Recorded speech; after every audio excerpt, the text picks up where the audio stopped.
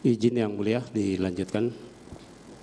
Majelis Hakim yang mulia, saudara penuntut umum, serta persidangan yang kami hormati.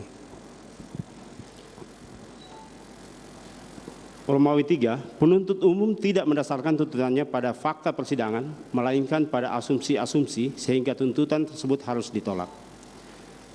1. Tuduhan perselingkuhan antara saksi Putri Chandrawati dengan korban hanyalah imajinasi pisisan penuntut umum.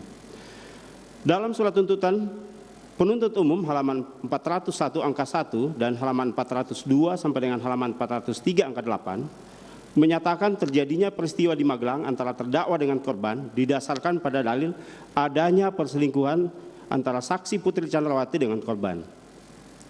Tuduhan penuntut umum hanya didasarkan hasil poligraf yang telah diterangkan oleh ahli Aji Febrianto Ar-Rasyid di bawah sumpah di muka persidangan. Penuntut umum menggunakan hasil poligraf yang menunjukkan saksi Putri Chandrawati berbohong berselingkuh dengan korban. Namun, hasil poligraf tersebut telah diuji di muka persidangan berdasarkan keterangan ahli Aji Febrianto selaku ahli poligraf di bawah sumpah pada tanggal 14 Desember 2022 yang menyatakan pertanyaan tes poligraf yang diajukan kepada saksi Putri Chandrawati merupakan pesanan dari saudara Wira selaku Kasubdit 1 di Tipidum sebagai penyidik dengan pertanyaan titipan, apakah saksi Putri Chandrawati berselingkuh dengan korban? Pertanyaan tersebut tidak relevan dengan perkara akuo. Selain itu, ahli pada saat melakukan pemeriksaan tidak diberikan kewenangan untuk menyusun pertanyaan sebagaimana yang seharusnya dia lakukan dalam melakukan tes poligraf. Di samping itu, ahli poligraf Aji Febrianto juga membenarkan saksi Putri Chandrawati sempat menangis saat diminta menceritakan kejadian di Magelang pada tanggal 7 Juli 2022. Namun, pemeriksaan tetap dilakukan. Padahal sebelumnya saksi Putri Chandrawati sudah menyatakan keberatan untuk menceritakan kejadian kekerasan seksual tersebut. Karena saksi Putri Chandrawati merasa malu dan tidak nyaman jika harus menceritakan peristiwa tersebut di ruang tertutup kepada dua orang pria yang ketika itu menjadi pemeriksa. Terlebih pada saat itu saksi Putri Chandrawati masih dalam keadaan trauma pasca kejadian.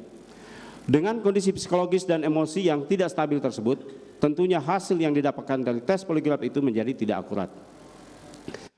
Bahwa lebih lanjut, ahli Aji Febrianto selaku ahli poligraf di bawah sumpah di muka persidangan menyampaikan bahwa berdasarkan SOP pemeriksaan, seorang terperiksa terlebih dahulu akan ditanyakan kesediaan menjalani pemeriksaan. Ahli juga menerangkan pada saat pemeriksaan dilakukan terhadap saksi Putri Chandrawati, ahli tidak menyampaikan kepada saksi Putri Chandrawati padahal adanya SOP, perihal adanya SOP pemeriksaan tes poligraf bahwa terperiksa dapat menolak diperiksa di tengah jalannya pemeriksaan. Ahli juga menyampaikan kondisi saksi Putri Chandrawati dalam keadaan menangis saat pemeriksaan dilakukan. Hal tersebut menunjukkan saksi Putri Chandrawati berada dalam keadaan tertekan saat tes poligraf dilakukan.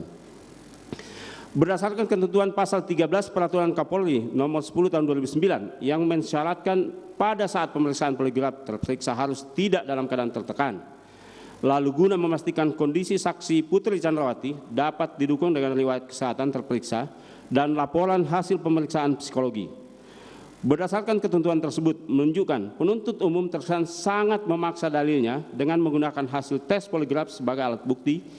Padahal hasil tes poligraf tersebut didapat dengan cara yang bertentangan dengan ketentuan peraturan perundang-undangan.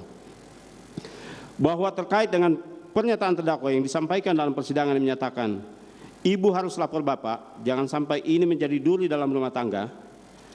Keterangan terdakwa di muka persidangan pada tanggal 9 Januari 2023, maksud dari perkataan terdakwa tersebut tidak lain karena terdakwa setelah melihat tingkah laku korban yang mencurigakan dan selanjutnya terdakwa bersama saksi Suci mendapati saksi Putri Chandrawati tergeletak, lemas, tak berdaya dengan badan dingin.